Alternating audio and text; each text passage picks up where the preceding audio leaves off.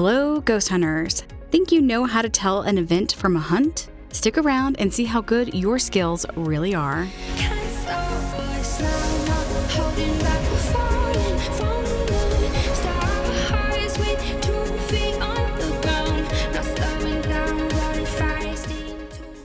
Before I get into the tips to how to decipher an event from a hunt, let's test your ability to figure out which you have. Keep track of how many of the next 10 hunts and ghost events you guessed correctly, and let me know how you did in the comments.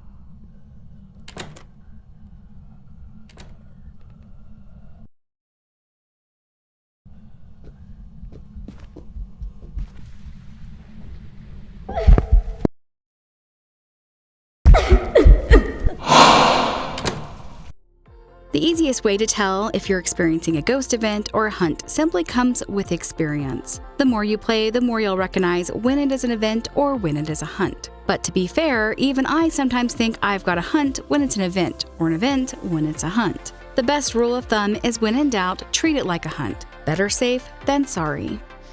One of the best ways to tell if it's an event or a hunt is sanity. If you've just entered the location, chances are it's an event and not a hunt. The higher the sanity, the less likely you're going to get hunted. However, this isn't true for all ghost types, so knowing your sanity is helpful most of the time. But a few ghosts can hunt at any sanity due to unique traits of ghosts.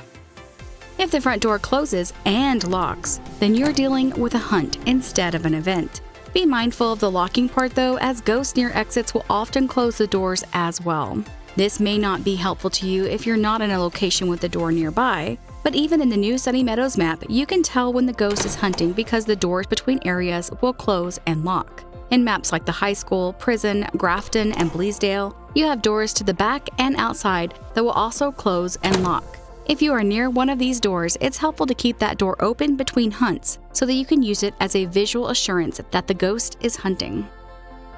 Once you've heard your ghost hunt at least once, you will know what sound to expect to hear from the ghost for every future hunt. For example, if your ghost giggles while hunting, then all future hunts will also have the ghost giggling. So if your ghost then appears singing, you can be certain it is an event and not a hunt. This, however, is only practical if you've already had your ghost hunt at least once. These next two hints are probably the ones I personally use the most. First, know your grace period. For amateur, this is 5 seconds, and for each higher difficulty, you will lose 1 second. First hunts are only 1 second, and custom depends on what you choose in the settings. The grace period is a unique period of time at the beginning of a hunt, where the ghost cannot see or detect players. During this time, the ghost is audible, but not visible, and will remain stationary. So if you can hear your ghost, but not see your ghost, and it is not moving, then it is likely the grace period at the beginning of your hunt, and you should immediately attempt to hide. The second hint is light switches. During a hunt, players cannot interact with lights inside of the location. You will not be able to turn on or off any lights, and as such, when uncertain, you can attempt to interact with the lights. This could be especially useful for players because when the ghost hunt is over, the ghost will also turn off all lights inside of the location. So if you have lights on in the location, you can use these to determine if the ghost is hunting and when the hunt has ended. Keep in mind that in some ghost events, the ghost will begin the event by turning off the lights in the room. If this happens, you can be certain you've got an event and not a hunt. The last two indicators are audible and visual ghost clues. First, ghosts always produce footstep sounds during a hunt. Ghosts can, of course, also produce these sounds outside of a hunt, but they will always produce footstep sounds during a hunt.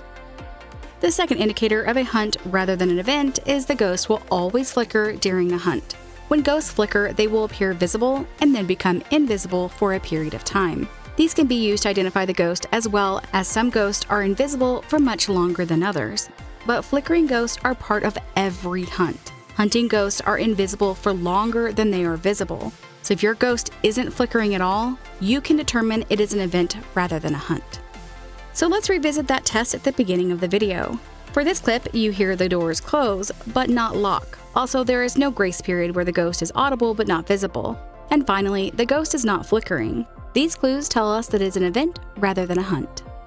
This is obviously a hunt, as you can audibly hear the ghost and tell that it is stationary before it begins wandering through the house. The lights flipping off at the end are indicators that the hunt is over. This clip is obviously an event rather than a hunt, as there is no grace period and the ghost begins the event by turning off the lights. Because the ghost is visible immediately, we can tell this is an event. Admittedly, this is a tough one. I could not see the ghost in this event, but I can hear it. In this case, I personally would have hid to be safe, as there are no immediate indicators that this is an event rather than a hunt. This was clearly a hunt, as you can hear the front door close and lock. While the ghost is audible at the beginning of the hunt, you cannot see it. As soon as the grace period ends, you hear the footsteps and see the ghost flickering. In this clip, you can hear the front door close and lock, but the ghost also has a grace period where he is not visible but can be heard. This is clearly an event, as the front door is visibly open. While we can't observe the grace period in this clip, you can hear the front door close and lock, indicating that this is a hunt. Since this clip came from a zero grace period game, it certainly did feel like a hunt. But in this case, we should have been able to hear the front door close and lock had it been a hunt. And again, if you're unsure, it's better to try to hide than not. Hopefully these tips will help you in your own ghost hunts. I know that deciphering a hunt from an event can be difficult, but the more you play, the more you'll be able to accurately identify them. If you have tips of your own, please let me know in the comments below. And remember to let me know how you did on the quiz at the beginning of the video. Thanks for watching. Remember to like and subscribe, and as always, happy hunting!